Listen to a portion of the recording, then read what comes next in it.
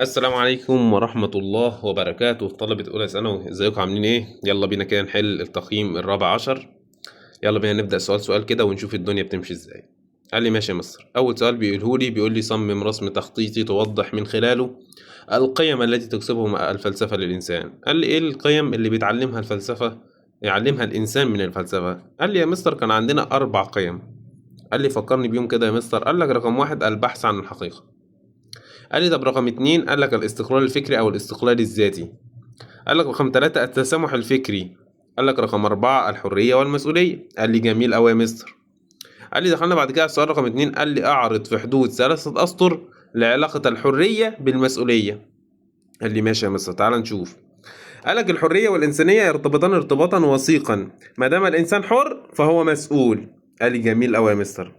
ولا تعني الفوضى، يعني مش معنى ان هو حر يبقى الدنيا فوضى. قال لك لا، ولكن تعني الالتزام بالنظم والقواعد، فالإنسان مسؤول عن أفعاله ويتحمل نتائجها. قال لي زي النجاح والفشل يا مستر. مثال، الإنسان مسؤول عن إن هو ينجح نفسه أو يفشل نفسه. قال لي جميل أوي يا مستر. يلا نخش على السؤال بتاعتي كده. قال لي بيقول لي صمم رسم تخطيطي توضح من خلاله من دور تصميم وبناء العديد من لغات البرمجة. قال لي ماشي يا مستر. والله كان عندنا حاجتين لغات البرمجة. قال لك والله منطق اسمه المنطق الغير رتيب، وحاجة اسمها المنطق المرن. قال لي جميل أوي يا مستر. ايه هو المنطق الغير رتيب وايه هو المنطق الغير مرن؟ قال لك والله المنطق الغير رتيب ده يقفز الى النتائج دون الحاجة الى معلومات كاملة، يعني مش لازم معلومات كاملة عشان يوصل لنتائج، حتى لو عنده معلومات قليلة هيوصل لنتائج. قال لي جميل. امال ايه المنطق المرن ده بقى يا مستر؟ قال لك يعالج قضايا بيها درجات متفاوتة.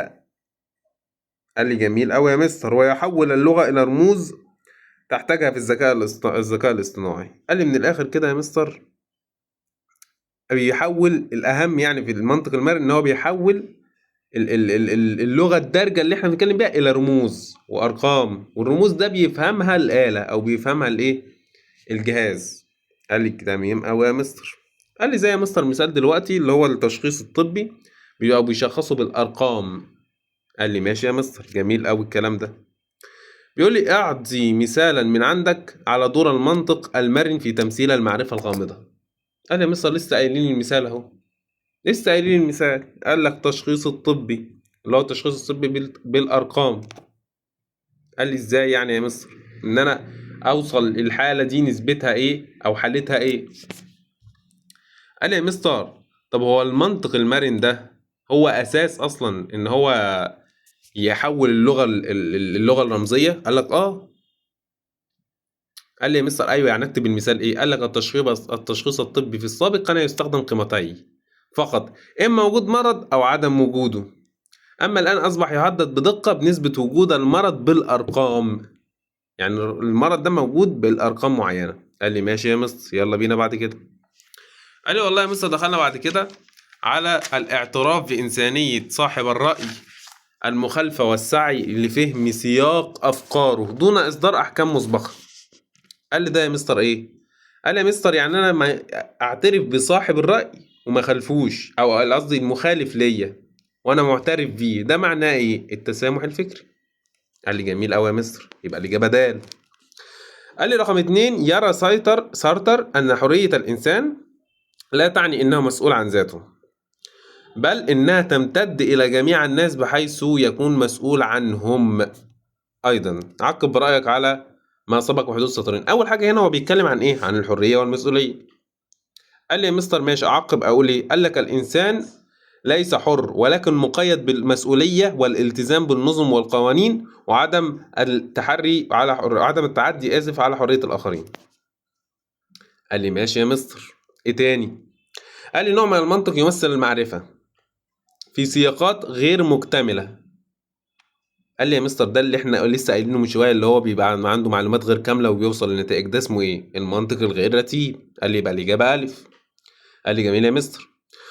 تمثيل المعرفه جسر بين البيانات والفهم الذكي، وهو مجال يتطور باستمرار مع تقدم الذكاء الاصطناعي ومعالجه اللغات الطبيعيه. عقب براك في حدود سطرين. قال لي والله تمثيل المعرفة ده تحويل المعلومات والخبرات إلى رموز يمكن الآلة التعرف عليها واستخدامها في مهام أخرى. هو ده اللي انت تكتبه بالظبط، ولا أكتر ولا أقل. قال لي ماشي يا مستر، يلا بينا بعد كده. قال لي يقول فولتير: أكره ما تقول ولكنني سأدافع حتى الموت عن حقك في قوله. قال لي اللي بتقوله ده مش عاجبني بس هدافع عنه برضه. ده معناه ايه؟ التسامح الفكري. الإجابة ج. قال لي 2 بعد قيمة فلسفية تشير إلى امتلاك الفرد زمام نفسه دين أن تسير عليه جوه خارجية نستخلص مما سبق إحدى القيم الفلسفية. قال لي دي إيه يا مستر؟ الحرية. أنا المسؤول عن نفسي، أو أنا اللي أنا مالك كل حاجة عن نفسي ومحدش مسيطر عليا، يبقى أنا إيه؟ أنا حر. يبقى الحرية الإنسانية. الإجابة ألف. قال لي ماشي يا مستر. وسيلة فعالة في وصف سلوك الأنظمة المعقدة والغير محددة بدرجة كافية. المنطق المرن على طول يا مستر من غير ما أفكر. قال لك بدرجة كافية، يبقى المنطق المرن. قال لي ماشي يا مستر. أقول لك: يعتقد الكثير من مستخدمي مواقع التواصل الاجتماعي أن حريتهم مطلقة في التعبير عن آرائهم وأفكارهم. عقب برأيك في حدود سطرين. قال لي يا مستر ماشي، هنا بيتكلم عن الحرية والمسؤولية. قال لي يا مستر: الحرية والمسؤولية في احترام حقوق الآخر والتأكد من هوية الشخص والتحري من الصدق. قال لي لازم يا مستر الكلام ده يبقى اللي انا بقوله على تواصل مواقع التواصل الاجتماعي يبقى صادق.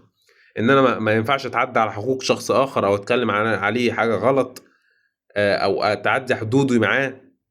ده غلط، لان انت حر على الفيسبوك، على مواقع التواصل الاجتماعي تقدر تعمل اللي انت عايزه. قال لي ماشي يا مستر.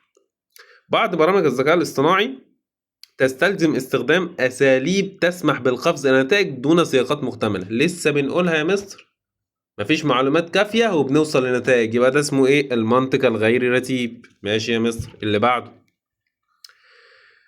قال لي: انظر إلى الأطفال يلعبون معا تجد إنهم يفرضون على أنفسهم قواعد يرتضونها ويخضعون لها، لأنه بدون قواعد لا تكون مباراة بل فوضى. يصف ما سبق ضرورة ارتباط الحرية بالمسؤولية يا مستر. الإجابة د على طول يا مستر من غير ما أفكر. قال لي ماشي يا مستر. على مستخدمي التقنية الحديثة أن يستوثق من مصدر المعلومة قبل نشرها أو التعليق عليه حتى لا ينشر الظن ويسوء للغير. قال لي لازم أتأكد يا مستر المعلومة عشان ما انشرش وأضر غيري. قال لي ماشي يا مستر. ده قصده بيقول لك مستخلص مما سبق أن سلوك الفرد على مواقع التواصل الاجتماعي إيه؟ فرد مطلق ذاتي النظرة محدد بقيود متحرر من الضوابط. قال لي يا مستر محدد بقيود. إجابة ج. ما ينفعش انشر حاجه من غير ما انا ابقى متوقد وواثق منها. قال لي ماشي يا مستر. سؤال رقم 3 بيقول لي: تحويل المعلومات والخبرات البشريه الى شكل يمكن للاله معالجته. قلنا كذا مره اهو، يمكن للاله معالجته. بنحول من اللغه المعلومات العاديه الى رموز يمكن للاله معالجته، يعني التعرف عليه في مهام مثل الاستدلال والتعلم، حل المشكلات، اتخاذ القرارات. يكشف مما سبق عن دور المنطق في ايه؟ تمثيل المعرفه. بعرف الآلة المعلومات. قال لي ماشي يا مستر. تقبل الاختلاف يخفف من التوتر الناجم عن محاولة فرض الرأي على الآخر. استخلص من السبق إحدى القيم الفلسفية. قال لي التسامح الفكري يا مستر. من الآخر على طول يعني الإجابة التسامح الفكري. ليست كل المعارف البشرية واضحة محددة. استخلص من السبق نوع المنطق القادر على تمثيل المعاني الغامضة. ليست كل المعارف البشرية واضحة محددة. يبقى مش كل المعارف البشرية واضحة بحد ذاتها. يبقى ده المنطق المرن. قال لي ماشي يا مستر. قال لي سؤال بعد كده بيقول لي: يرفع كثير من مستخدمي التواصل الاجتماعي سقف حريتهم لدرجة وصلت إلى الاعتداء على التراث الاجتماعي دون مبرر منطقي واع. قال لي يستلزم ما سبق ضرورة تنمية وعي الشباب بأن حريته مسؤولة. هو مسؤول عن النظم والقواعد وكل الكلام ده. ما ينفعش يعمل ان هو يبقى يعمل اللي هو عايزه على موقع التواصل الاجتماعي واعتدى على التراث الاجتماعي. ده غلط. يبقى حريته مسؤولة. الإجابة ب. قال لي رقم 2: القدرة على تقبل الأفكار والآراء المخالفة للمعتقدات وقناعاتك واحترام حق الآخرين فيها التعبير عنها حتى لو لم تتفق معها. نستخلص مما سبق مفهوم إحدى القيم الفلسفية وهي إيه؟ قال لي بتقبل آراء الآخرين حتى لو هي مش عجباني. تسامح فكري يا مستر. إجابة ج. قال لي ماشي يا مستر. يصف ما سبق أحد أنواع المنطق المستخدم داخل الذكاء الاصطناعي وهو المنطق. إحنا ما قرناش 3 أصلا، آسف. بعض البرامج ومحركات البحث تستطيع الربط بين المعارف غير كافية والوصول إلى نتائج متعددة. ما عندها معارف غير كافية وبتوصل لنتائج، ما عندهاش معلومات كافية وبتوصل لنتائج، يبقى منطق الغير رتيب. قلناها كذا مرة. قال لي ماشي يا مستر. الحرية ساحة صراع بين الإرادة الفردية والقيود الاجتماعية. ماشي، اشتغل مما سبق الحد المرتبط بالحرية معقبت عليها ايه في حدود سطر. قال لي يا مستر الحريه والمسؤوليه، واتكلمنا عنها زي ان هي ملتزمه بقوانين ونظم والكلام ده كله. ممكن تكتب من اللي كتبناه قبل كده. قال لي اخر حاجه، يشكل التمثيل المنطقي للخبره البشريه في الحواسيب خطوه هامه تمكنها من الوصول لحلول المشكلات. عقب برايك. قال لي يا مستر تحويل المعلومات الى رموز، وده عن المنطق المرن والكلام ده كله عارفينه وكتبناه كذا مره. ممكن تكتبه تاني كده. نبقى خلصنا حل التقييم ال 14.